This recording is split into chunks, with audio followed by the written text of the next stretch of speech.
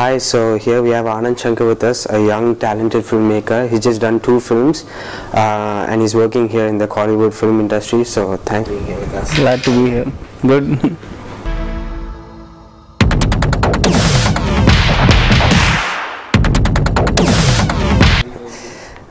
So firstly, sir, what inspired you to become a filmmaker? Any specific Hollywood movie or characters that inspired you? See, what inspired me to be a filmmaker was, I was probably like a storyteller, like right from my childhood days. So I used to tell stories to friends, and like even when something happens, when you go and narrate to your friends, you create some extra like layers to it. Effects and more, make it more dramatic. So there was a point when I realized, I was like, hey, like, there is a job for this. Like when people exaggerate and tell stories. Pursue this as a career. It used to be a fun thing. And folks are like, okay, now enough of these stories, go and study. That's when you realize, you're like, hey, what about storytelling? Like, what if there's a job for it? And I found out that filmmaking is that. And that automatically, like, it drew me into the whole filmmaking thing. Secondly, sir, you've made 2 films so far. Both of them are from different genres. So do you think a director has to be versatile with the types of films he makes? Or? Yeah, I mean, it's nice to be versatile, yes. But I think that depends on each industry. Like here, what I truly believe in is it's alright for a director to conquer like one kind of genre. Like, make 2-3 films in that genre, like find a space for himself in the film industry, and then try different genres also. Like that's one way to go about it.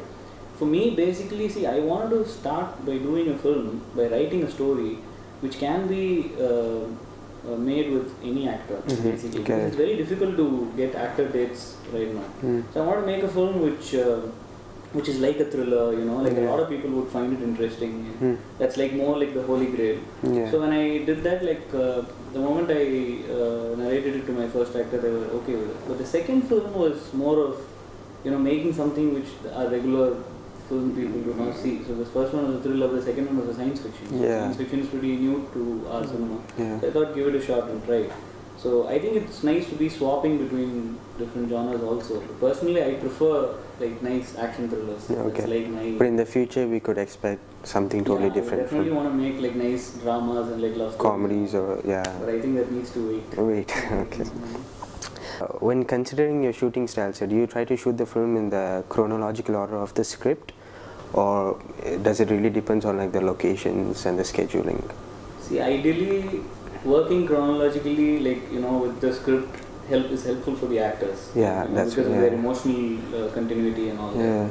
But what happens is there are certain times which it's unavoidable that you actually start shooting like something else. I've even done like the climax of the film like the first day of the shoot. So that happens. But trained actors kind of adapt. The only thing that you need to be sure about is like just before you go for the climax shoot, you need to like go and sit with them and like narrate the whole. Discuss everything. Discuss and like prep them up. But once they're experienced actors, they're able to manage. So sometimes it's unavoidable. You shoot in like random order.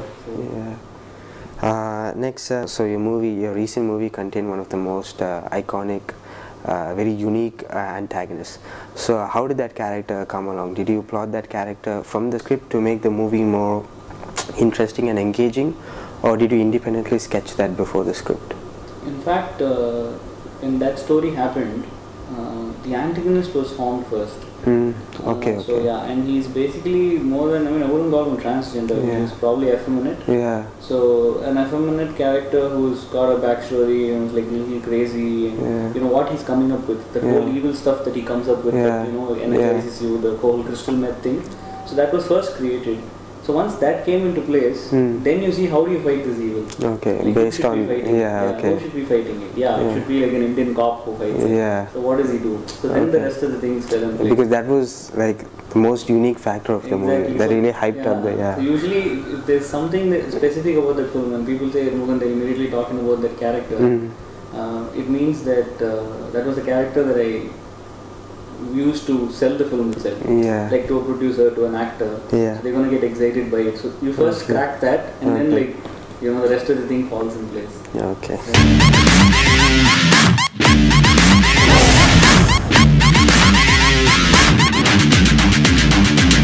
Does Hollywood's traditional movie making elements, or like the regular template, Has it ever created any limits to you as a filmmaker so far? It creates a huge limit with regards to filmmaking, yes. Yeah.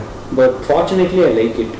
Okay. So I like the template in which we work, because a lot of people even ask me, see, imagine there's American films, there's English films and all that. What happens is they have another parallel culture of pop. So there's music and there's rock stars and there's a whole zone of different kinds of people who are involved with music. Right, yeah. And for all you know, musicians and rock stars over there are much more popular than the actors. Correct, yeah. But here in India, we don't even have another music industry. Yeah. And music is always intertwined. It's all part of the movie, yeah. So that's like the culture. If we say that we don't want to keep songs in movies, then where do people go for songs? Okay. Nobody's going to buy an individual album and listen to it, and unless it comes in a film, or in a big actor's film, is when they'll want to watch it. So I am okay with the template, but sometimes, the template gives you certain limitations. Yeah. But you need to, whichever region, in the world you're doing a film, you need to try and adapt it to them for it to work. So thanks a lot, sir. It was such a good experience and learnt a lot from this interview.